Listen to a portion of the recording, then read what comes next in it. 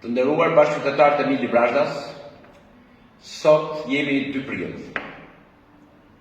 Është një ditë që mbart një dhimbje të madhe, por jemi mjaft krenar për 4 binana shkodran, të cilët u ngritën mbi çdo interes tjetër për të përballur me falangat e sigurimit të shtetit dhe për t'i dhënë jehon gjithë popullit shqiptar dhe mbar botës se vendi jonë kërkon liri dhe demokraci. Ndihemi trishtuar sepse idealit e dhjetorit 90 dhe të 2 prillit 1991 u varrosën nga tekzimet e Ramizalisë që pushtuan gjithë politikën shqiptare. Është për të ardhur keq se si u uzurpua Partia Demokratike nga vetë komunistët dhe bijtë e tyre. Erdhën ngjarjet e vitit 90, të cilat ishin brillante për nga përmasat, por regjimi thjesht ndryshoi formë, por jo përmbajtje. U ngritën djemt të Shkodrës dhe Shkodra e tërë në një demonstratë madhështore.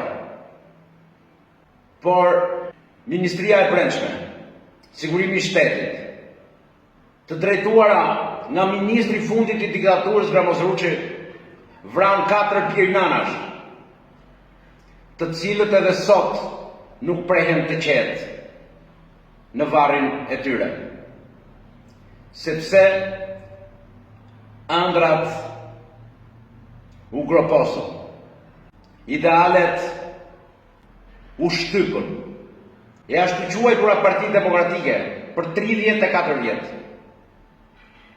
Zbëri asgjë tjetër, vetëm se shtroi shinat e oligarkisë kriminale, i dha gjithë pasurinë kombëtare të majtës radikale, i pasuroi, i joshi, i majmi, dhe të djathtët nuk morën dot pronat e tyre. Të djathtët nuk u rehabilituan nga ajo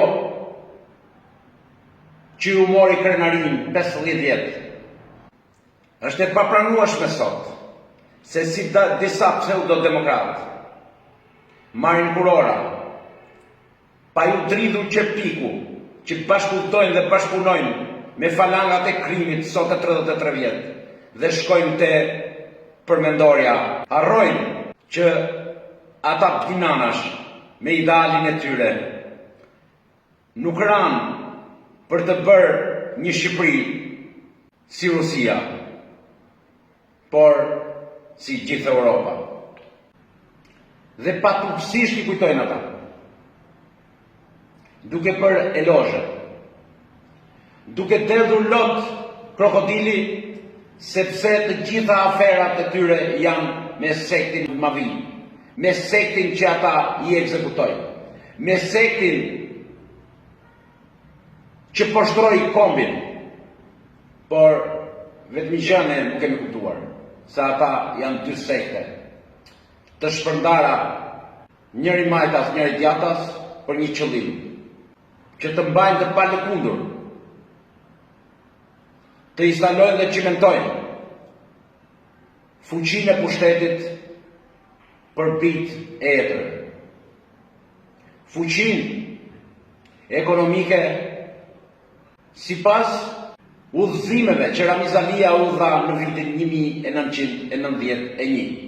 Unë në fjalimin e fshetë të Ramizalisë bazuar mbi Katovicën, mendoja që të jetë diçka e stisur, diçka e shpikur, por faktet treguan se ajo ishte e vërtetë. Faktet treguan se është ndjekur hap për hap, pik për pik. Dhe sot shtresat e marginalizuara, pronarët të përndjekurit, oponenca, disidenca janë mes 4 rrugëve. Dhe etrit, bitë e etrëve, jetojnë në një jetë luksi. Bashkë me shumë shqiptarë, italistë, bashkë me shumë familje të mëdha dhe të nderuara të popullit tonë, nuk do munden të na asimilojnë. Nuk do munden të tërheqin zvarr mendimet tona, por do realizojmë ëndrat tuaja, ëndrat tona, që pasardhësit tanë vendin ta kenë këtu dhe jo të marrin çantat e tikin nga sytë këmbët për mos kthy kokën më në këto trojet mrekullueshme që na ka falë Zoti. I përjetshëm kujtimi juaj vëllezër. Do t'ju kujtojmë gjithmonë me dhimbje për mos realizimin e ëndrave dhe dëshirave, por me krenari që ju ngritët si vigan. Shpërfillët gjithçka, vrat frikën përmes guximit, dhat jetën për një liri, demokraci, për një si Shqipëri si gjithë Europa. Edhe sot pas 33 vjetësh, që ju nuk jetoni fizikisht, asgjë s'është bërë. Kemi mbet aty ku na lat. Prandaj ne kokulur, duhet të ngrihemi, duhet të përplasemi me çdo forcë që mundet të na ndalojë për të realizuar ato ëndra të bukura, për t'i kthyer dinjitetin veprës suaj, për t'i kthyer dinjitetin veprës të gjithë atyre që dhanë jetën për liri dhe demokraci, veprës të gjithë atyre që u ternuan, u burgosën, veprës të gjithë atyre që nuk u gjindën dhe i varë. Ne duhet të japim hapësirë dhe dimensionin e dur të gjitha shtresave të shoqërisë që janë marginalizuar. Nuk kemi kurrë për dhunuar dhe persekutuar i palë tjetër,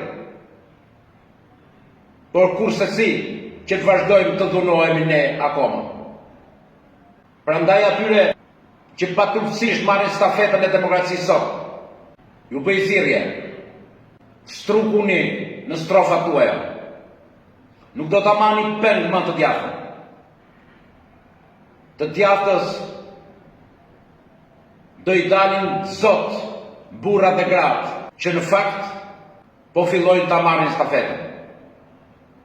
E djatha nuk do t'jetë peng e kulisave, por do t'jetë refleksion mbi të ardhmen.